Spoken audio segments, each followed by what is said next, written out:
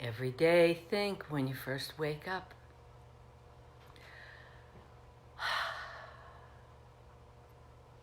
I'm so fortunate to have awakened this morning. I'm alive. I have a precious human life. I will not waste this day. I will direct all my efforts toward improving myself for the benefit of all beings everywhere. I will reach out to others. I will not get angry. I will watch my thoughts.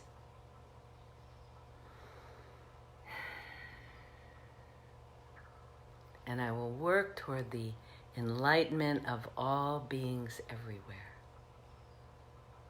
Good morning.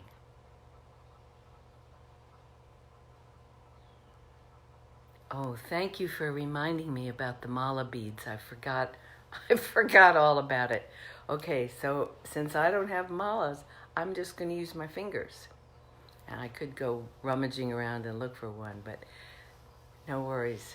Thank you so much for reminding me. I would have been totally off base this morning. So yes, this morning in our meditation, we're going to use what's called the mala or beads. And in many traditions, not only Eastern, but in the Catholic tradition, for example, where with the use of the rosary, you repeat mantra or prayer for meditation, and you count the repetitions by moving your finger along a string of beads or along the mala. And what that does, it gives you a nice tactile way of staying in touch with the present moment. Using mala is very popular in the Tibetan tradition and a great meditation technique. But before we get into using mala, I wanted to just acknowledge that at this point we've been going, since last week, and some of you may be thinking, okay, done this 5 or 6 days, I'm ready. When is something really great going to happen? When am I going to get enlightened? When is the suffering going to stop?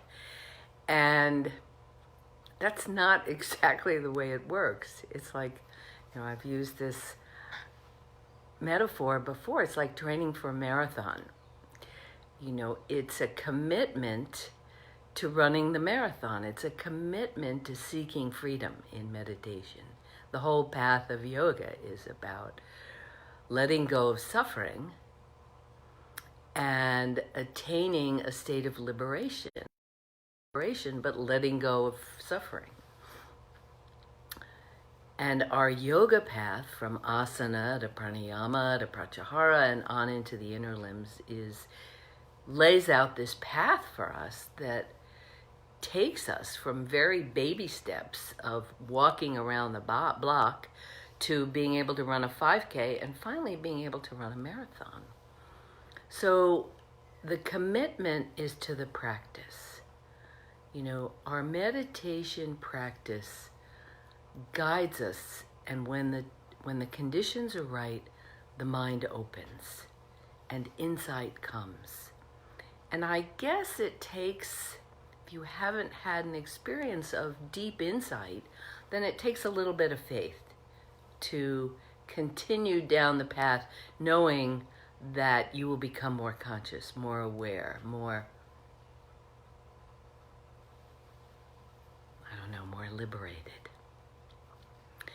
So when you sit, watch for sensations or feelings or thoughts about disappointment, or I'm not doing this right, or things could be better, or, this is it. This is our life today.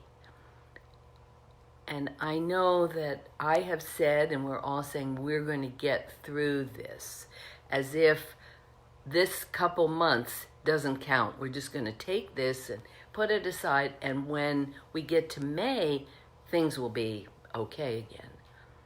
It's like saying, everything will be great when I go on summer vacation, or when I gain 20 pounds, or when I get out of this horrible relationship I'm in. Every moment gives us an opportunity to practice. And this morning, just sitting here, I noticed, oh, I'm a little anxious. I'm a little nervous about doing this. Yeah, it's true. And so I could feel the butterflies in my stomach, and right away I go to the practice. I go to the breath. I go, okay, take a moment, just down-regulate. You're okay. You're with your friends. We're all here together. I see you all sitting around us. It's just my turn to lead today. Tomorrow, it could be you.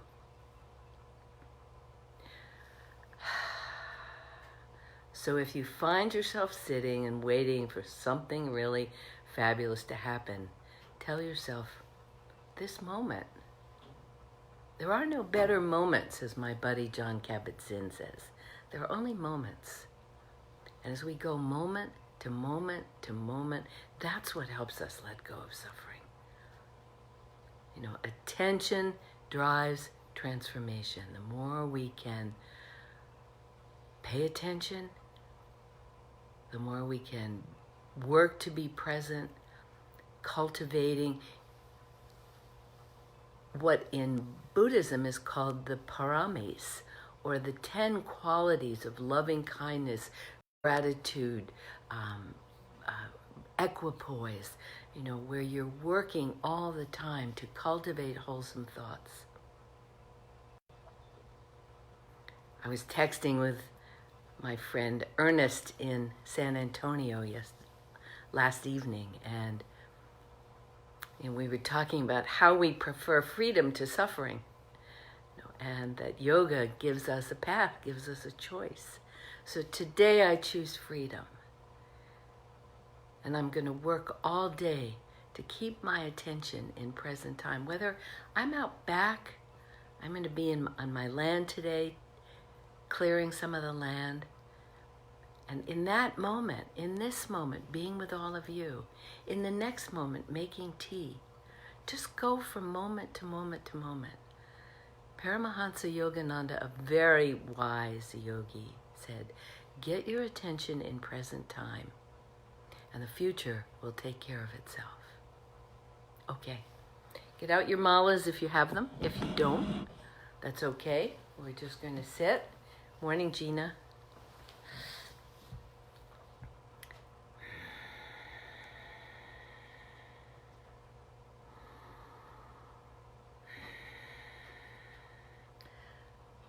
So if you have your beads or your mala or your rosary in your hand, just let it rest in your lap. And if you don't have beads or a mala, let your hands rest in your lap. Close your eyes. Come to a comfortable seated position.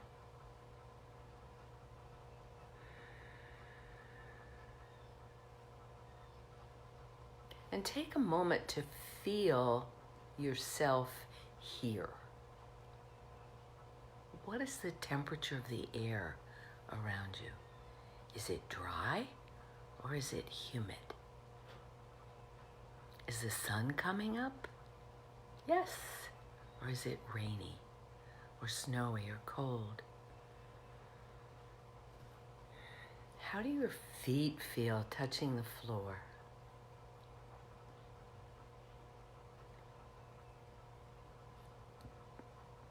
Be aware of your body. Are your hands resting in your lap or on your knees?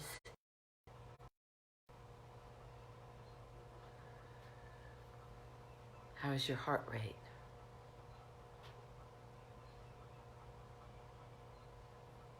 Can you sense the presence of all the people here with us this morning? Many others, many wonderful yoga practitioners, many people working so hard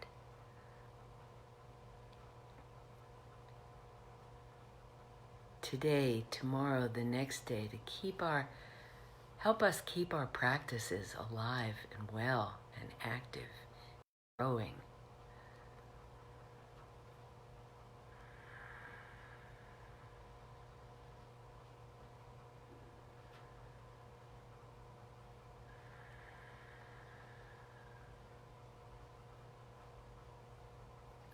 From Montauk to Monterey, California. We're in this together. And then expand out. Take in the whole planet. Just circle the planet with love and light and resilience. And then come back to this moment right here, to this place right here.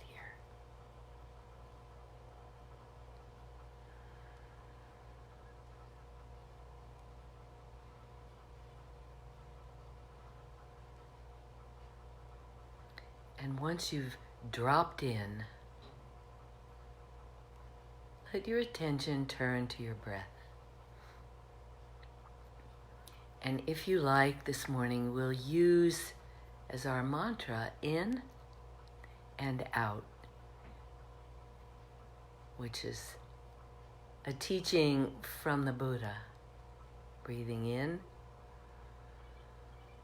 I know I'm breathing in, and breathing out. I know I'm breathing out. So as you breathe in, repeat to yourself in. As you breathe out, repeat to yourself out. Let that be enough. Let that be perfect. And once you say out and your exhalation is completed, just move your thumb one bead along your mala. If you're not using a mala, just focus on your breath, in and out. So this morning, our anchor is going to be our mantra. Our mantra, which is going to rest on the breath. I will start our meditation with 3 bells, and I'll end with 3 bells. And in between, there will be a couple interval bells. When you hear the bell, think of that as your beloved. Not your honey, not your partner, not your spouse, not your girlfriend or boyfriend. Innermost voice, your inner beloved, the one you long to know and merge with. Think of your inner beloved as calling you back. Come, be with me, be in this moment, be here, be free. Let go of suffering.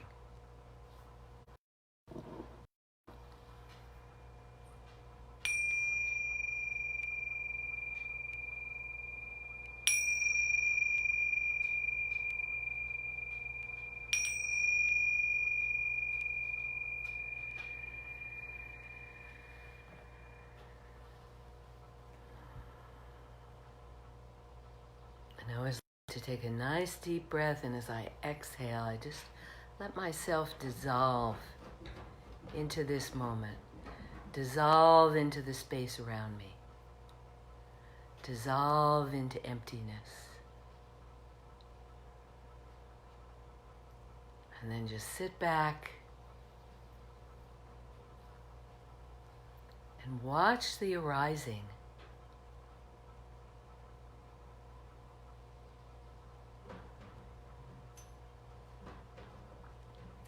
In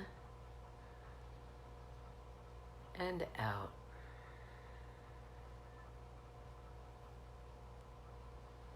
In and out.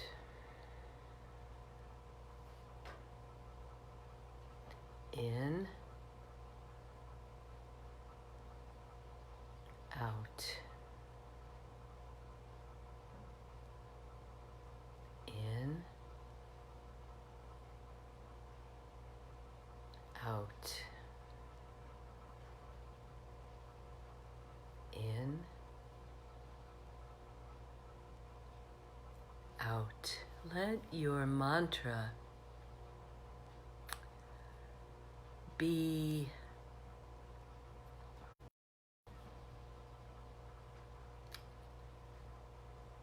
a calling, let it just rest. A calling to be here. In and out. Let it go round and round and round with the breath, rising and falling. Like a tape loop, in and out, moving your finger down the string of beats. In, out, and move the finger.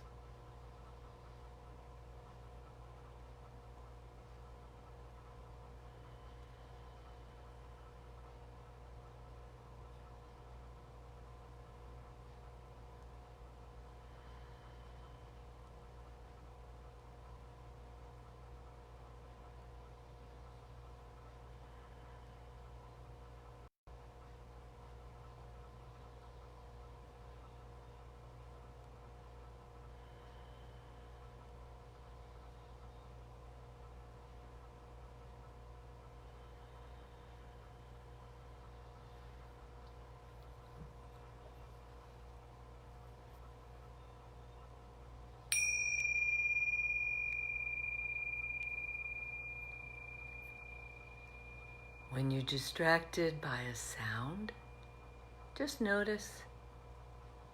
Notice if it has triggered a thought.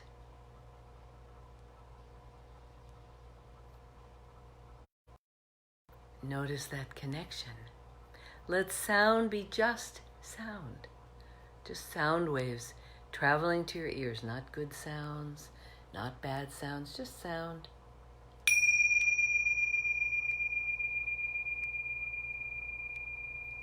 In and out.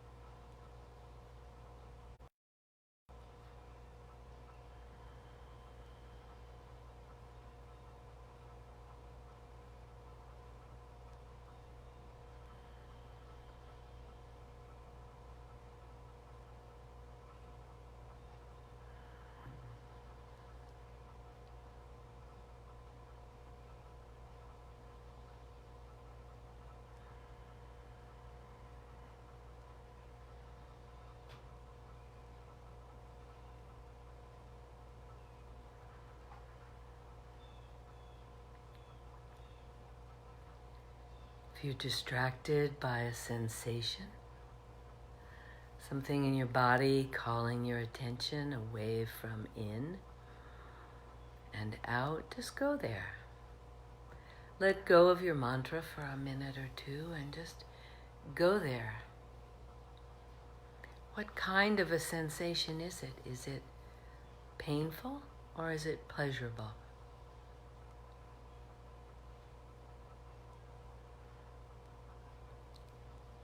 And if you watch it for a bit, let that become your anchor now. Let your attention rest on that sensation. Is it increasing in intensity or decreasing?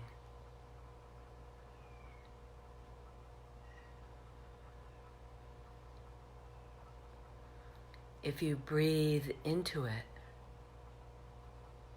does it change?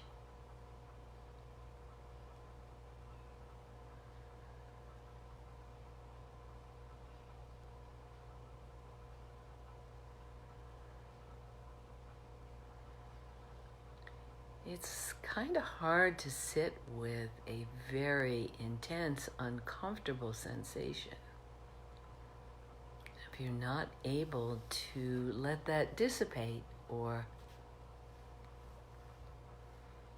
dissolve. Just make a note to yourself that tomorrow morning you might want to sit slightly differently. And now it's okay to move. You've looked at it, you've examined it, you've gone there. You may need to move a bit and adjust your sit. And then come back to your mantra, in and out.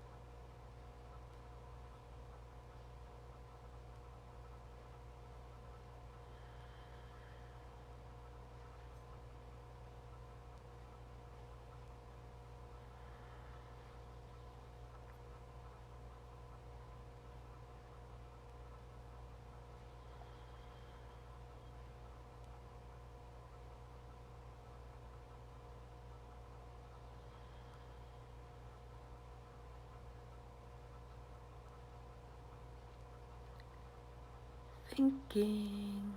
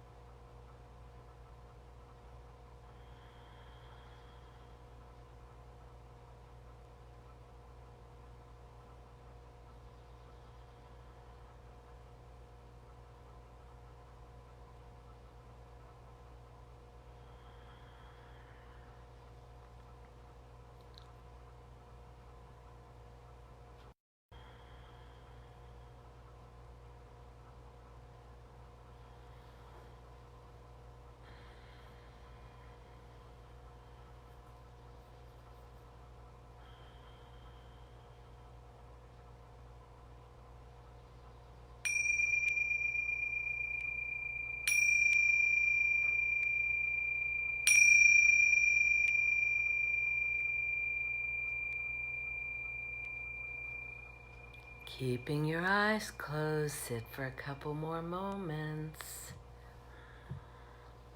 Make your way through your mudroom from transitioning from in to out.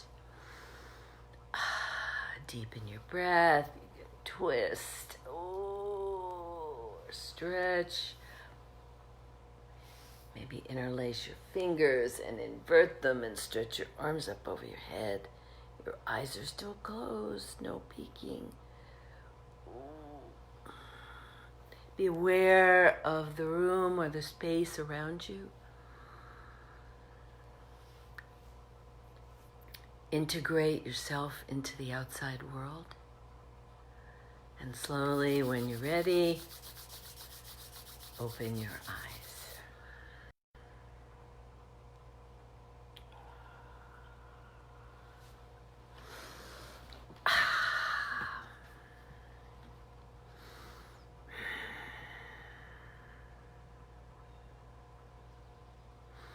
I'd like to leave you with something from Joseph Goldstein's book on insight meditation, a wonderful Buddhist meditation teacher. And it's so kind of complementary to what we were talking about this morning. Very short, just a couple sentences. We walk the path, and when the conditions are right, the mind opens, which is what we said this morning. Buddha taught that wisdom comes from concentration of mind. Get this around in front of me here. Buddha taught that wisdom comes from concentration of mind. So which is what we've been working on.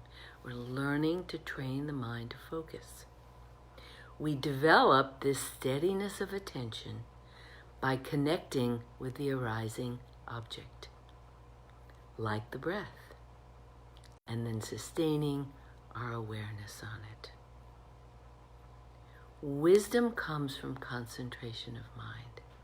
That's why Paramahansa Yogananda taught, just get your attention in present time.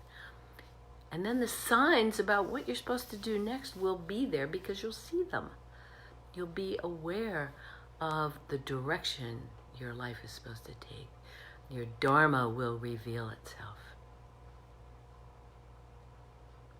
So, thank you so much for being here this morning so we can all meditate together. Not sure what we'll do tomorrow, but we'll be back again at 7 a.m. And this is important. It doesn't matter whether you do it with me or you tune in or you don't tune in or you do it with any number of wonderful meditation teachers. Just do it. Just sit, even if it's 5 minutes, 10 minutes. Get up, sit your butt down on your bed, on the floor, on a chair. Close your eyes, breathe, follow the breath, and then be so happy with yourself. Be totally supportive of your work. You were here. There's no bad. If you show up and you sit, there is no bad meditation. There's only practice. So we're all practicing together, and you all make it so easy. Thank you so much for being here. You all have a good day. I'm going to watch you all scroll by. Thank you. Tina and Zoe and Nydia and Marianne and Erica and Diane. So grateful to you guys. Next week, I think what I will do, and I'm going to make a note so I don't forget, is work on one element of longevity every day during the week. And whether it's doing meditation or doing movement or connecting with community or being outside, we'll just talk about all the things we can do to live a long, healthy life. Bye, you guys. Good morning, Deborah. Love to see you guys. I miss hugs. That's what I miss. I went out yesterday and hugged a tree. and started to cry. We have such a beautiful planet. Be grateful. Have a great day, you guys. Have a good one.